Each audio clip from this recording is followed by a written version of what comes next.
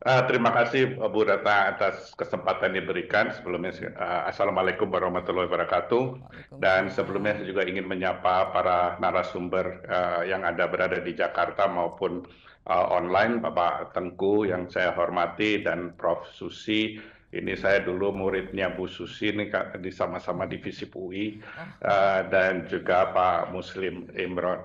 Eh, jadi apa yang disampaikan Presiden Trump dan kemarin juga ketika bertemu dengan Raja Yordania, Raja Abdullah II menegaskan kembali bahwa proposalnya untuk merealokasi warga Gaza ke luar, yaitu terutama ke Jordan dan ke Mesir, dan kemudian juga mengatakan yang ini perlu juga kita garis bawahi bahwa nanti ingin membangun Gaza untuk warga Timur Tengah. Jadi tidak ada satupun rujukan mengenai itu apakah mengenai warga Palestina. Jadi seakan-akan ini menjadi suatu proyek real estate atau properti yang itu yang dinilai oleh beberapa kalangan termasuk juga di Jordania. Dan bagaimana tanggapan Jordania dan situasi saat ini?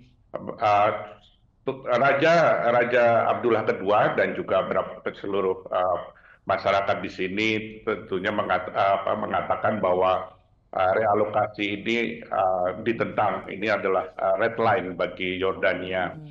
Mengingat bahwa kalau melihat ke belakang tahun 1948 ini kan sepertinya akan menjadi Nakba kedua, yaitu pengusiran secara paksa warga Palestina dari tempat tinggalnya atau homelandnya, tanah airnya. Ini yang sangat sangat ditentang di Yordania maupun juga di seluruh negara-negara Arab, dan bahkan masyarakat internasional juga mengecam proposal ini. Namun juga menarik yang pernyataan dari Presiden Trump ini adalah bahwa adanya pergeseran perubahan dari kebijakan dari Amerika terkait Palestina yang kita Indonesia dan juga masyarakat internasional itu penyelesaian komprehensif dari konflik Palestina-Israel itu harus berdasarkan solusi dua negara. Kalau kita perhatikan apa yang disampaikan oleh Amerika, terutama khususnya Presiden Trump, itu tidak lagi menyebut solusi dua negara ini yang menjadi suatu kita melihatnya suatu pergeseran perubahan sikap dari Amerika yang perlu kita perhatikan bagaimana nantinya ke depan, karena ini akan berdampak pada upaya penyelesaian damai di kawasan. Kira-kira itu nanti kalau bicara konsekuensinya apa, nanti saya bisa tambahkan, tapi sebagai awal kira-kira itu bisa disampaikan, Bu Ratna. ya Pak Ade, kita semua tahu bahwa Yordania adalah negara buffer yang memang di-create oleh Amerika untuk menampung penduduk Palestina. Apakah pemerintah Yordania bisa cukup tegas, misalnya melakukan penolakan, begitu, karena melihat dukungan internasional yang cukup besar kepada Palestina terhadap statement dari Donald Trump ini? Saya menilai bahwa posisi atau sikap Yordania ini sangat tegas, ya. Jadi Yordania ini dari sejak awal kan dari tahun 1948, 67, bahkan 73, bahwa posisi Yordania itu sangat keras terhadap untuk agar adanya kemerdekaan bagi rakyat Palestina.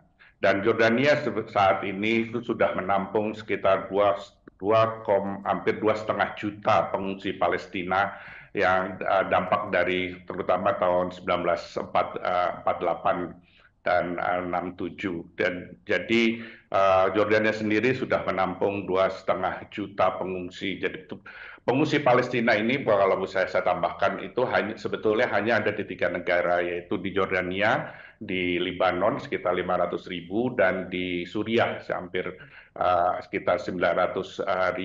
Tapi yang paling besar Jordan. Jadi oleh karenanya saya menilai bahwa sikap dan posisi Jordan ini sangat tegas, walaupun Jordan juga menyadari, saya melihat ada konsekuensinya mengingat Jordania ini juga memperoleh bantuan keuangan dari Amerika, dan dengan adanya pemberhentian bantuan keuangan foreign aid Amerika ke semua negara kecuali Mesir dan Israel, itu memang kemungkinan ada dampaknya. Tapi saya yakin dalam kaitan ini posisi Raja maupun dan Jordania sangat firm terhadap. Ya, adanya ancaman dari Presiden Donald Trump akan menghentikan bantuan kepada Yordania apabila tidak bersedia menampung relokasi penduduk Gaza. Apakah ini dinilai serius, bluffing atau bagaimana, Pak Ade?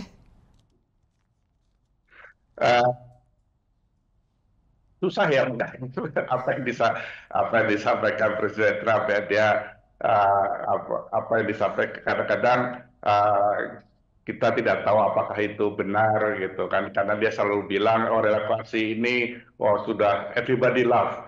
Kita nggak tahu siapa yang everybody-nya itu, dan everything will be good. Saya nggak tahu apa yang baik. Susah kita dalam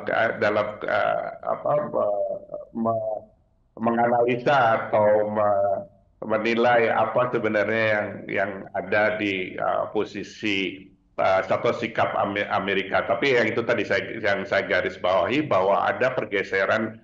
Saya menilai ada pergeseran sikap Amerika terhadap solusi dua negara. Karena ini penting, karena ini adalah satu-satunya untuk penyelesaian secara komprehensif konflik Palestina dan Israel.